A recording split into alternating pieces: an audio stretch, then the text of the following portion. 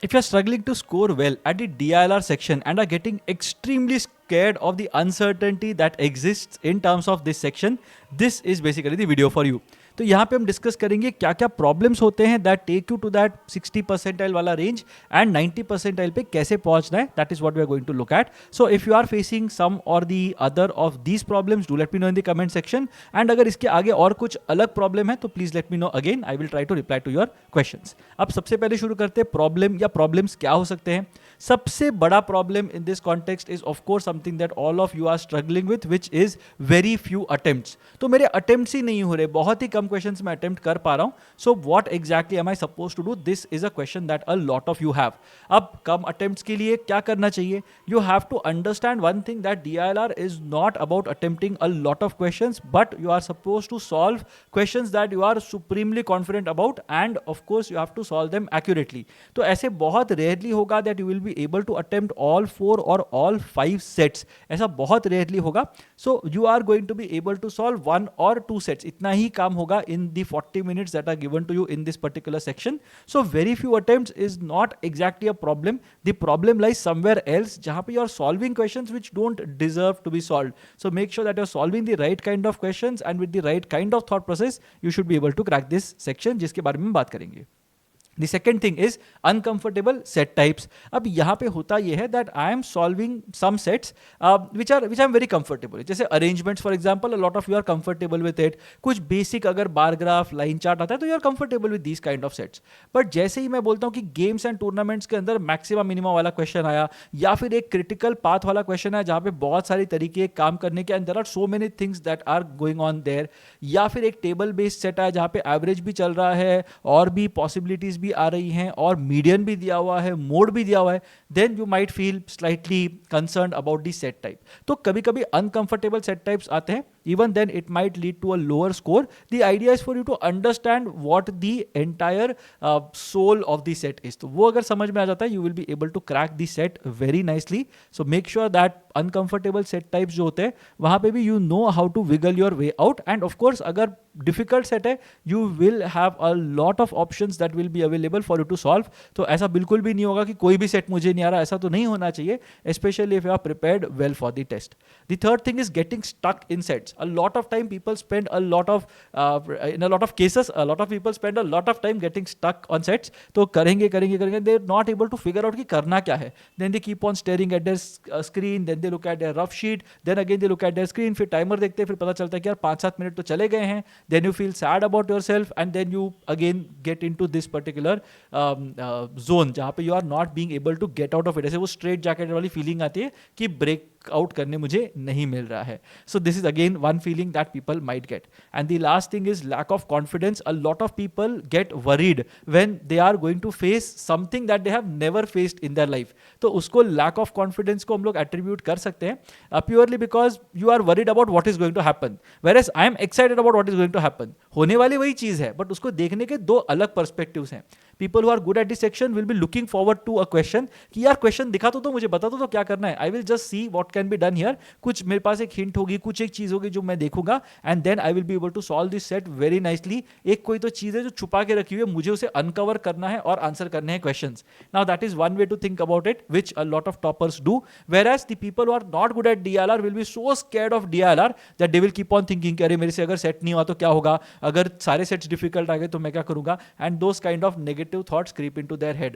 You can't crack the DLR section while having these negative thoughts in your head. So बहुत important है for you to feel confident about yourself. तो कैसे करेंगे यहाँ पे, क्या चीजें करनी चाहिए? सबसे important, you have to understand what the enemy is like. 6 to 7 questions are good enough to be able to clear the cutoff. Last year का डेटा अगर देखेंगे तो 90 percentile was at 23 marks, 95 percentile was at 27 marks, and last year was one of the easiest DILR sections in a long time. सो 2015 से अगर अभी तक देखोगे last 10 सालों के अंदर सबसे इजी DILR सेक्शन शायद 24 का था. एंड वहां पे भी if you look at it, 90 percentile was at 23 marks, 95 was at 27 marks. तो 6-7 क्वेश्चन भी अगर ठीक से कर लोगे in most years, it should be good enough to help you cross that 90th percentile, which basically means मुझे सिर्फ 2 sets crack करने हैं आउट ऑफ द 4 और 5 सेट्स दैट अपीयर.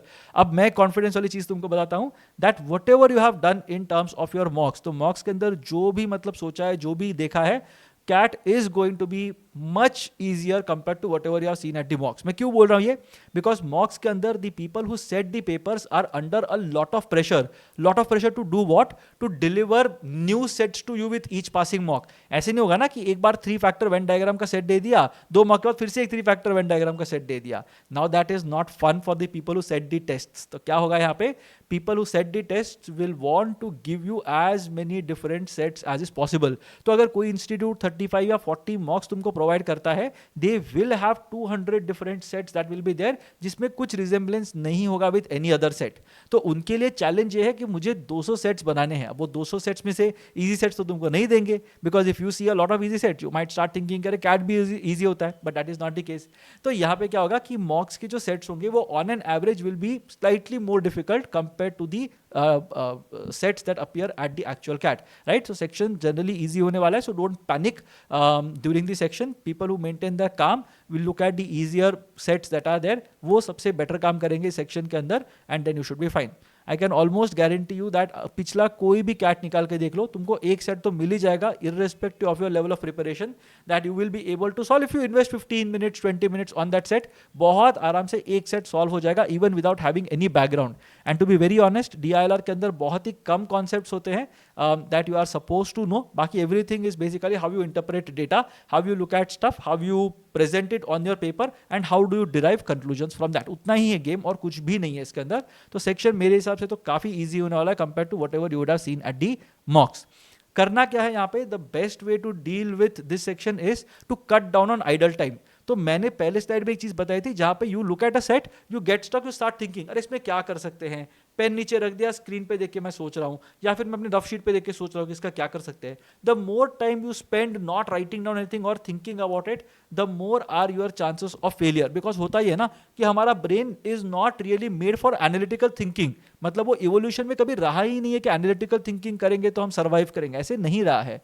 ये सब जो है mathematical thinking, analytical thinking, logical thinking जो हम करते हैं, that is basically something that we have evolved into धीरे धीरे धीरे. बट अपना basic core principle is survival, very important for us. But अगर हम सोचते बैठे यहाँ पे, हम लोग मतलब सोचने में अगर बहुत टाइम स्पेंड कर रहे हैं, it's going to be difficult for us to actually solve the set. So understand कि कहाँ पे bottleneck आ रहा है, कहाँ पे issue आ रहा है.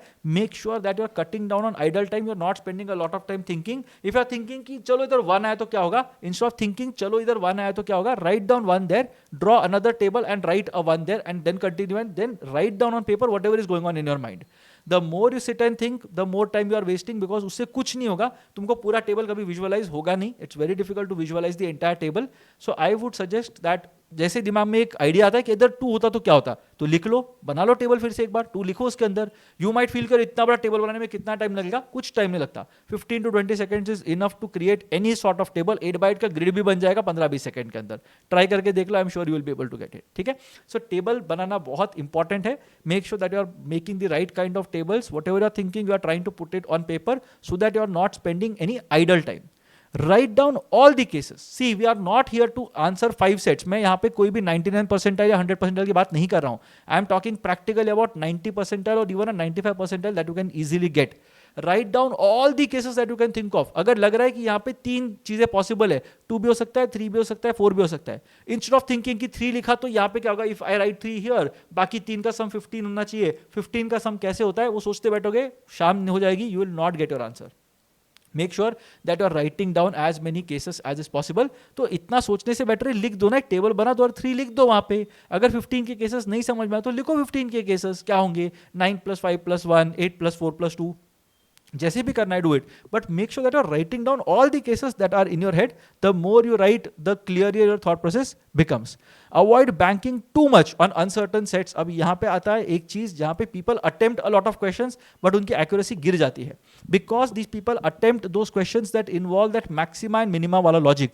What is the maximum possible value of this particular thing, या what is the longest distance between these 2 cities. ये सारी अगर चीजें आ जाती है ना दिमाग के अंदर, तो वहां पे chances are very high that you might have missed some case, या फिर the number of cases will be so large that will be very difficult for to sit down and write down every case and then compare it. तो ये वाले situation के अंदर तुम्हारी accuracy बहुत कम होने वाली है. Mostly I am looking at 2 questions right out of 4, वो भी मेरे लिए बोनस होगा honestly. So I will not spend a lot of time on these kind of sets. I will focus my energies on sets जहां पे मुझे पता है कि पक्का आंसर मिलने वाला है. use your questions and your options wisely to understand what can be the answer. तो अगर दिया हुआ है कि what could be the score of f और 4 ऑप्शन है 12, 13, 14, 15, तो आई नो दैट 12, 13, 14, 15 में से डेफिनेटली एक स्कोर होने वाला है f का, तो मैं f के सामने एक टेबल में 12 लिख दूंगा, एक में 13 लिखूंगा, एक में 14 लिखूंगा, 15 लिखूंगा, फिर देखूंगा कहां पे कॉन्ट्राडिक्ट कर रहे हैं. So that way you will be able to solve questions in a nice manner. So I will spend more of my energies on sets जहां पे I know I am going to get a unique answer, and जहां पे uncertainty involve है मैं वो वाले sets पे बहुत टाइम पास नहीं करूंगा. एंड सबसे important thing, be mentally prepare to solve more and mark less.